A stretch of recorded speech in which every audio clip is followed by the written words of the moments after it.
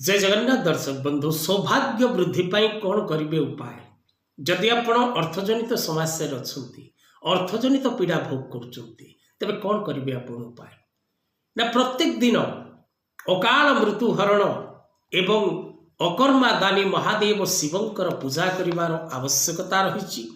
प्रत्येक दिन प्रात समय आपण भगवान शिवं को पूजा करंतु एवं गौरी शंकर रुद्राक्ष महादेव को अर्पण करंतु।